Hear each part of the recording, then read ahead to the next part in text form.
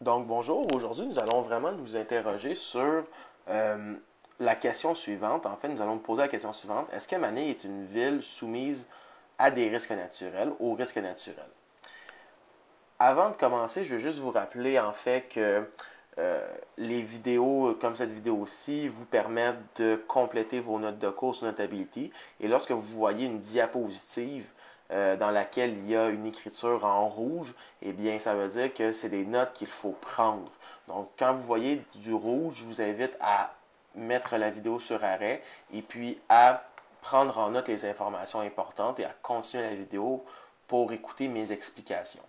En fait, avant de commencer, avant de se poser la question est-ce que Manille est une ville soumise à des risques naturels, il faut se rappeler un peu qu'est-ce qu'une ville soumise à des risques naturels. En fait, une ville soumise à des risques naturels possède deux caractéristiques. Premièrement, dans une ville soumise à des risques naturels, il y a la possibilité d'avoir un phénomène d'une grande intensité, comme une tornade, un séisme, un ouragan, une éruption volcanique, se dérouler, se produire. Donc, il y a une possibilité d'avoir une catastrophe naturelle, en fait. Deuxièmement, il y a la possibilité que ce même phénomène naturel-là cause des dommages importants à la fois à la population et à l'économie. Donc, il y a une possibilité que le phénomène naturel entraîne la mort, la destruction de maisons, la destruction de commerces, euh, l'arrêt, euh, l'arrêt complet des opérations dans un aéroport, par exemple. Donc, est-ce que Manille est soumise à des risques naturels ou non? Bien, la réponse, c'est oui. Pourquoi? Bien, parce qu'elle respecte les deux caractéristiques établies précédemment. Premièrement, à Manille, il y a une possibilité de trois types de phénomènes naturels importants. Premièrement, à Manille, euh, il peut y avoir des séismes. On peut voir là, sur la carte qui se trouve à la droite de l'écran qu'il y a une genre de ligne grise qui passe à travers les Philippines, mais ça c'est une faille sismique, donc une faille de laquelle peut ressortir un tremblement de terre, un séisme. Et on voit que cette faille-là passe très près de Manille. Donc s'il y avait tremblement de terre dans cette faille-là, ben, les secousses se rendraient jusqu'à Manille. Deuxièmement, à Manille, ben, près de Manille, en fait, il y a deux volcans importants, dont le Pinatubo, qui est déjà rentré en éruption en 1991. Et troisièmement, euh, près de Manille, il peut y avoir des typhons. Donc, les typhons peuvent passer près de Manille. En fait, c'est vraiment les trois phénomènes naturels qui peuvent s'y dérouler. Donc, séisme, éruption volcanique et typhon. Elle respecte aussi la deuxième caractéristique d'une ville soumise à des risques naturels. Donc, à Manille, il y a une possibilité que les phénomènes naturels causent des dommages importants à la population et à l'économie. OK? Pourquoi? Ben, pour trois raisons. Premièrement, à cause de l'importante densité de la population dans les zones à risque. Donc, à Manille, il y a beaucoup de personnes qui vivent à Manille. Je vous rappelle que dans la grande région de Manille, il y a 20% de la population totale des Philippines qui y vivent.